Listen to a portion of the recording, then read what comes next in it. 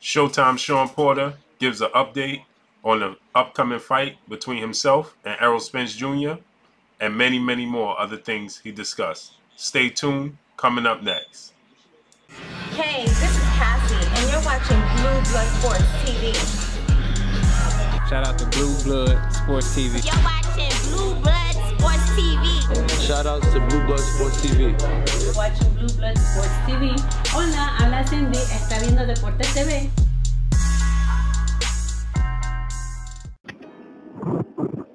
Hello. Hey, what's going on with you, champ? What's good? Not much. It's good, man. I'm gonna make that trip over to Ukraine for the WBC convention. I'm excited about that. Oh, okay. That's what's I'm up. hyped about that. Yeah. That's what's up, man.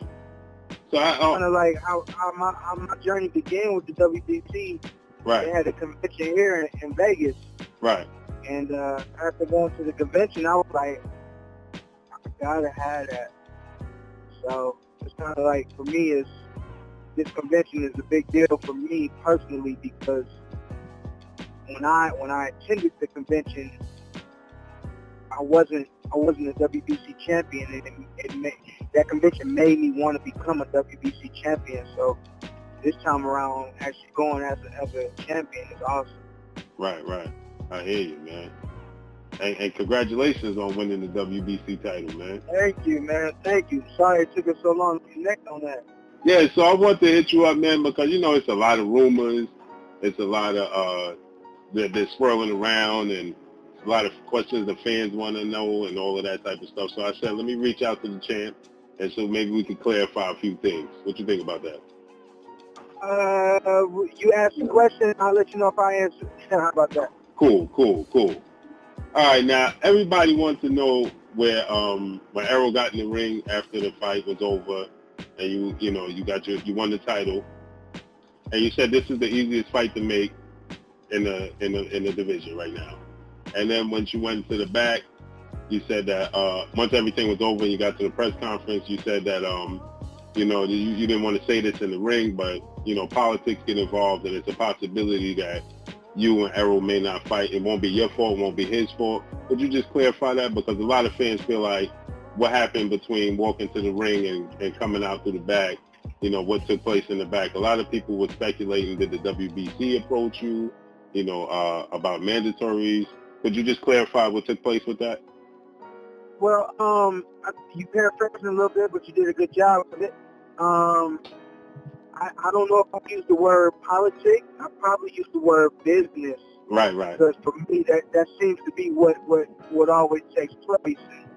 I think when fighters use the term business, I think what we really mean is, the people on the outside don't really understand that in order to make a fight, the dollars have to make sense. And it's not just a coined phrase. What we mean by that, when we say dollars have to make sense, it means the timing of the fight has to be right. If me and Errol can't fight in December, and this fight is going to make more money for us in July, fans going to have to wait until July of 2019. It is what it is, But in the moment, what's going to happen is Errol's going to get in the ring with me and say, I want to fight you, and I'm going to accept that challenge.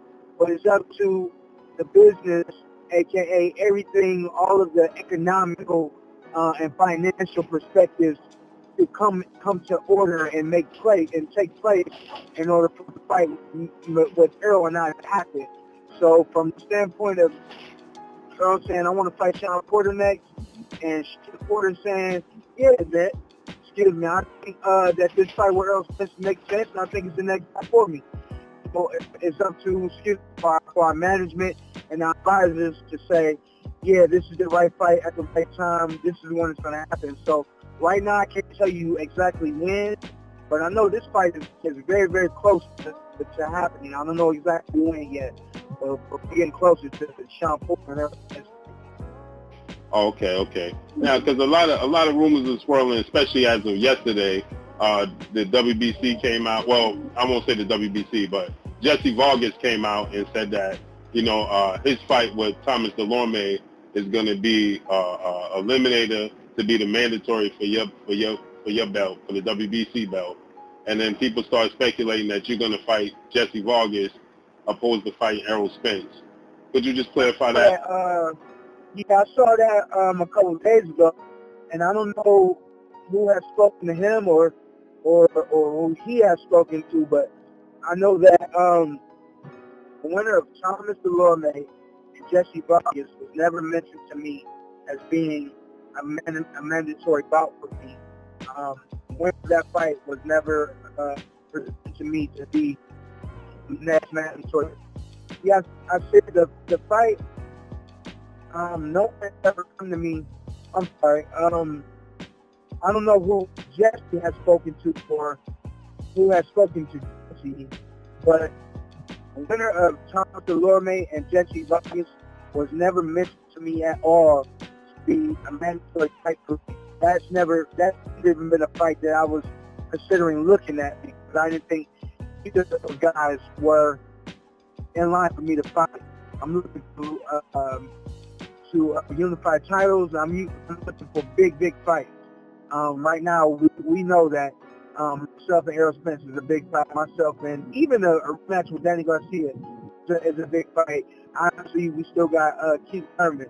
Those are big fights for me right now. I personally was not looking at Jesse Vargas and Thomas Cormack as a possible big fight for me because number one, I don't think it's the fight for me, but also I wasn't told that would be the next fight for me. Oh, okay. Now, a lot of people feel like, the WBC is gonna try to force a mandatory on you, and they feel like, a unification bout trumps mandatory bouts.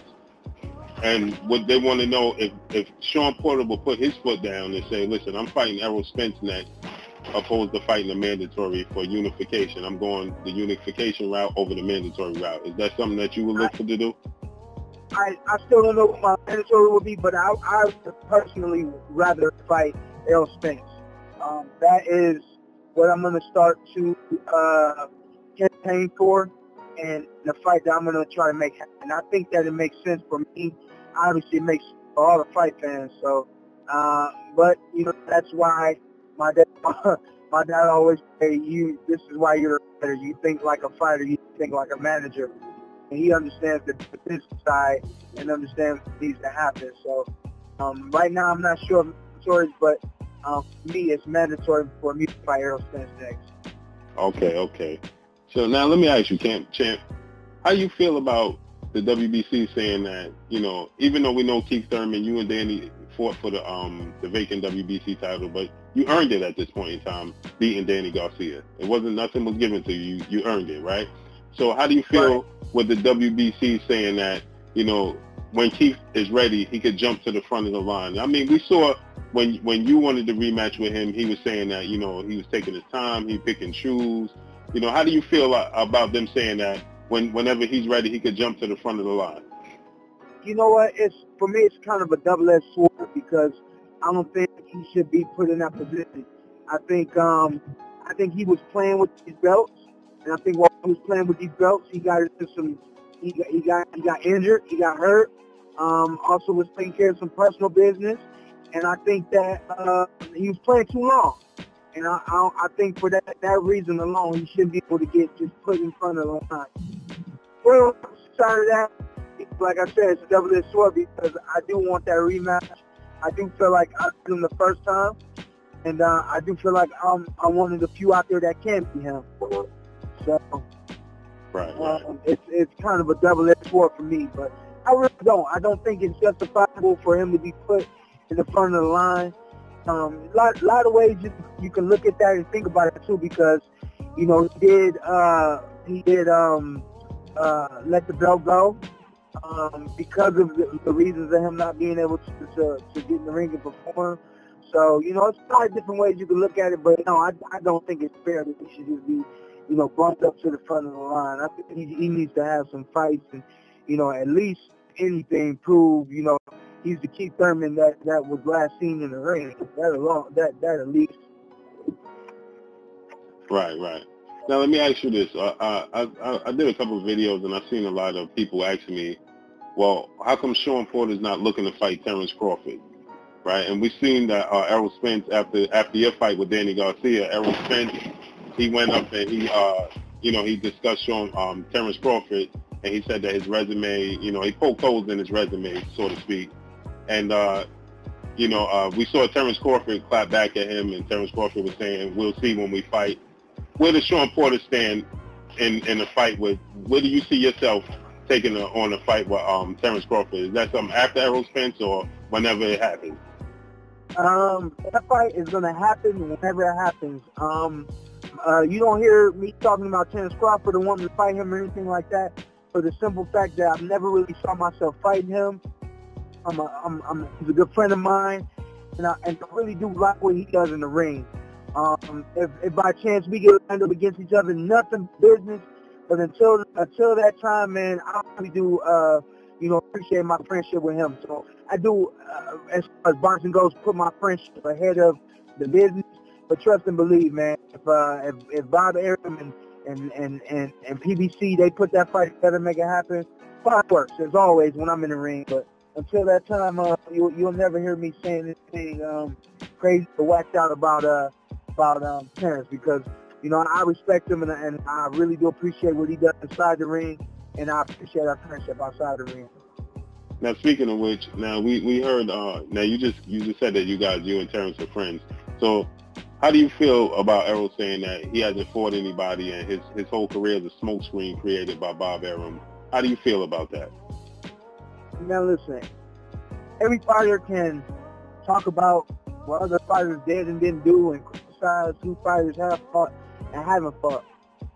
Errol knows, like I know, just like Terrence knows. We fight who they put in front of us. And Errol is just like me. He ain't nobody that's going to be out there saying, I want to fight this guy, and then I want to fight that guy. After that, I want to fight that guy. He get whatever name is picked and chose to be put in front of him, that's who he fights. The same has gone for me my entire career. It just so happened, there's one time I really was trying to get at Danny, and they let me get at him. But the same thing goes for Terrence.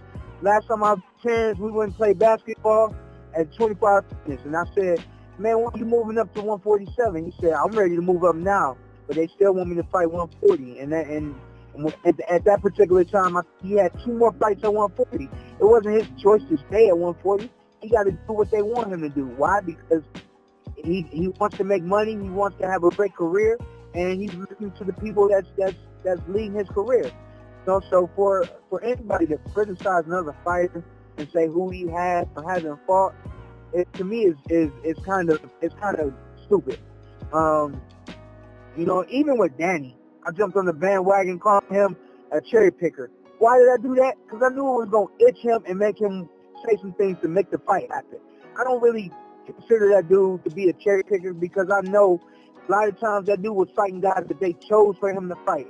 It wasn't him saying, yo, I want to fight this guy after that. I like to fight that guy instead of Shawn Porter. I like to fight that guy instead of Keith Thurman. He was getting guys put in front of him just like every fighter gets guys put in front of him. And he was doing what he had to do to handle his business. I hear you. Now, let me ask you now, there's rumors that Floyd Mayweather is coming back to fight Manny Pacquiao in a rematch. What's your thoughts on that?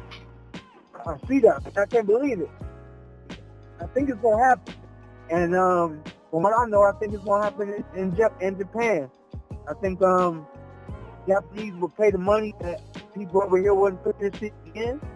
And I think the next fight will play out the same way. I really don't think Manny Pacquiao can beat Floyd Mayweather. I could be wrong, but I don't think so.